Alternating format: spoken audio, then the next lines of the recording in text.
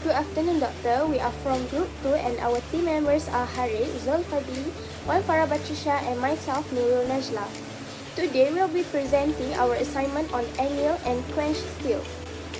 For introduction, I will explain more about the quench and annealing. So, the first one is steel is widely used in engineering because it is strong, tough, and also versatile. These properties can change depending on its chemical makeup and the heat treatment process that being used. The two important heat treatment methods are first one is quenching and the second one is annealing. The first one that I will explain is about the quenching. Quenching, as we can see in the slide, quenching involves heating steel to a high temperature and cooling it very quickly in water, oil or air. This fast cooling forms a hard structure that called martensite.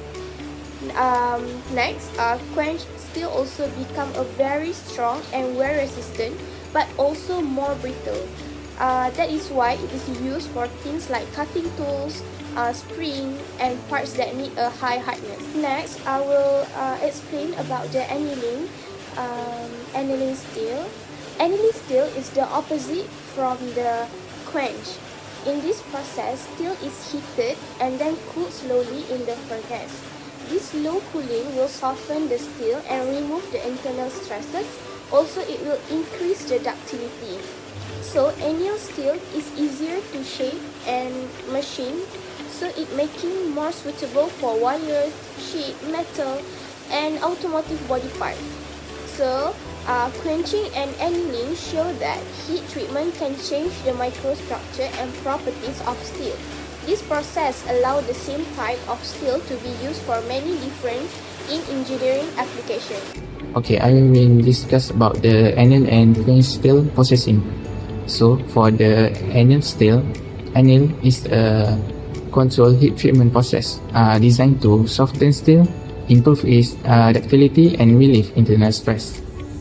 The process begins with slow heating to a temperature above the steel recrystallization point, which typically between 700 and 900 degrees Celsius. At this stage, the steel internal grain structure starts to be arranged. Then the steel is held at this elevated temperature, which will allowing enough time for the atomic diffusion and the elimination of residual stresses within the material. And finally, the steel undergoes slow cooling, which most commonly inside the furnace. This gradual cooling will produce a refined and uniform grain structure. As a result, annealed steel becomes softer, more ductile, and easier to machine or form, making it suitable for operations such as shaping and machining. Next, we move on the quenching process. Quenching is used when high hardness and strength are required. The steel is first heated to its austenitizing temperature, which typically between 800 and 950 degrees Celsius, where the structure converts into austenite. Once this temperature is reached, the steel is rapidly cooled or quenched using water, oil, or air as the cooling medium. This sudden drop in temperature traps carbon atom within the structure, which will be forming the martensite, which is a hard, strong, but relatively brittle microstructure. Because of this transformation, quenched steel possess excellent hardness and wear resistant, which making it ideal for applications such as cutting tools, blades, gears, and other high-stress components. However, due to its brittleness, quenched steel is often tempered afterward to improve the toughness of the material. In summary, the annealed steel, the annealing treat a soft and ductile steel, while quenched steel produces a steel that is very hard and strong. Each method is selected based on the material performance required. Next, let's look at the structure of steel. For steel, the microstructure depends heavily on the heat treatment, starting with annealed steel. When the steel cools slowly, the grain grows into cross, roughly equal shapes, usually around 50 to 200 micrometer. The lattice can be either BCC or FCC, and because of the slow cooling, the internal stresses remain low. Along the grain boundaries, we can see chromium carbides and sometimes fine particle like TICN or MC types carbides, which help pin the boundaries and control the grain growth. We may also observe some twin formation and residue texture. Overall, this gives annealed steel a soft, ductile, and highly formable structure. In contrast, quenched steel is cooled very rapidly. This sudden cooling causes the austenite to transform into martensite through a diffusionless shear-driven process. The resulted structure is filled with needle-like lead. Martensite, usually 1 to 210 micrometer thick, arranged in hierarchical substructure.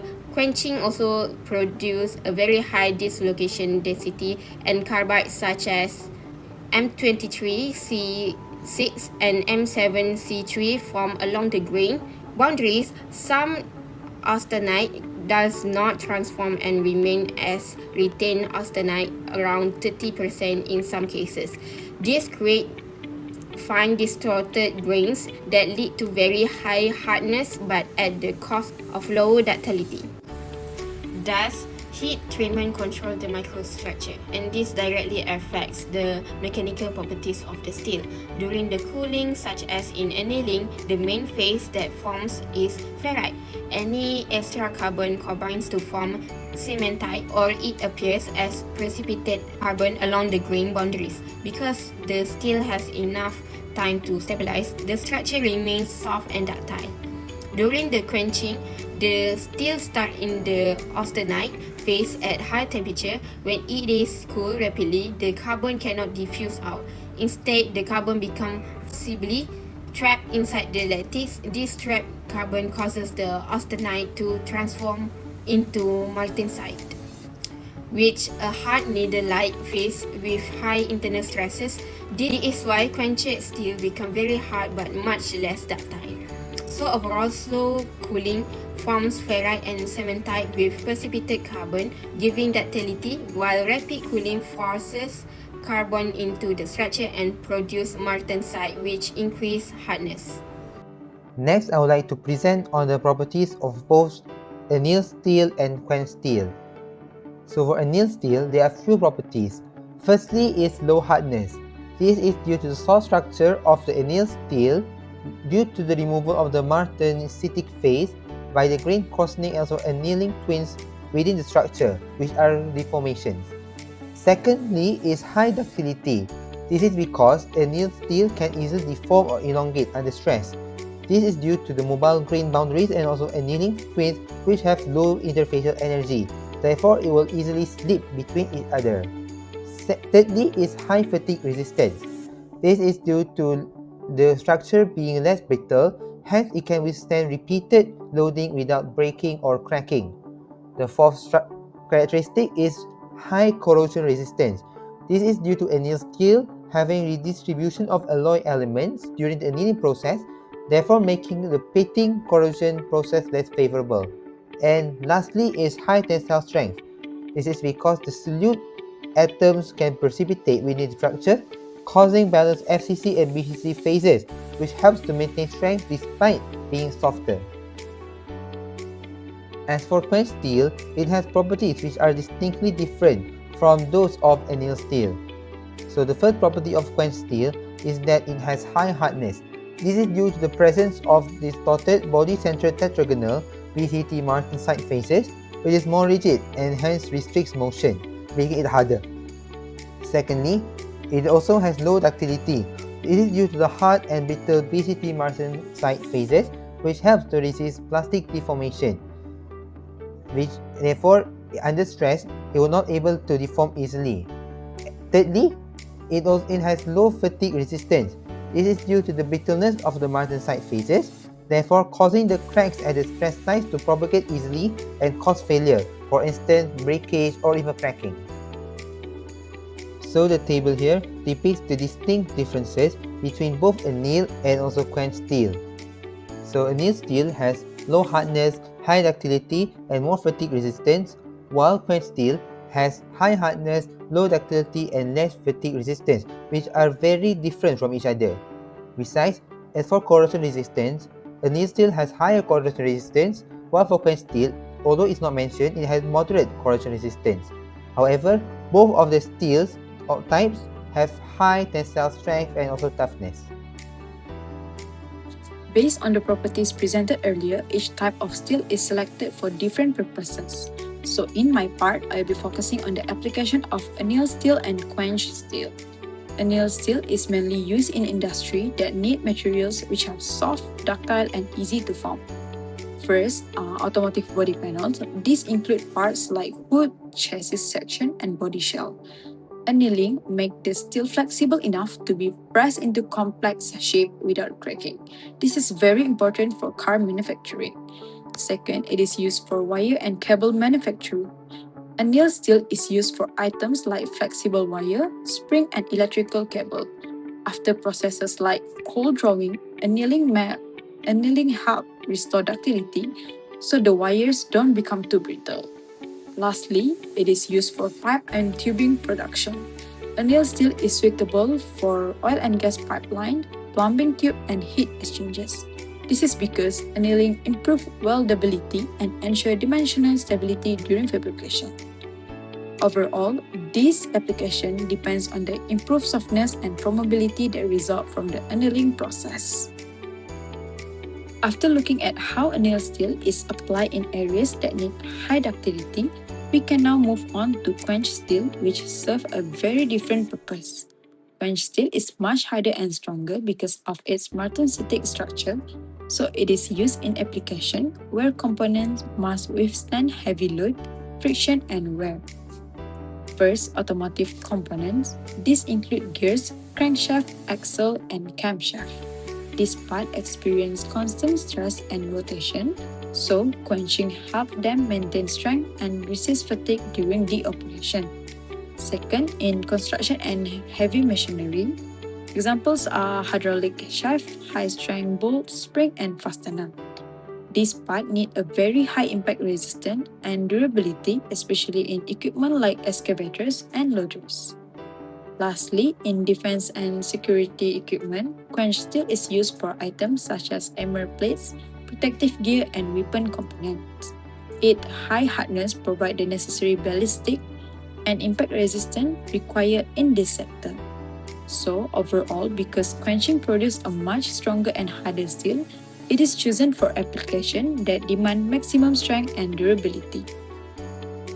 For conclusion, heat treatment is very important because it changes the structure and the properties of the steel. Two common heat treatment methods, which is annealing and quenching, they give a very different result. For annealing heats the steel and cools it slowly. For the result, it makes the steel softer, more flexible, and removes internal stresses. As it becomes easier to shape, annealed steel is used for things like car panels, wires, pipes, and sheet metal. Next, quenching will heat the steel and cool it very quickly compared to the annealing, which is make it slowly. This will fast the cooling and make the steel much harder and stronger, but also it will increase the internal stresses. Quenched steel is used for gears, shaft, spring, fastener, and protective armor because it needs high strain and wear resistance. In summary, annealing makes steel softer while quenching makes it harder. By controlling how steel is heated and cooled, engineer can create the right properties for the different use.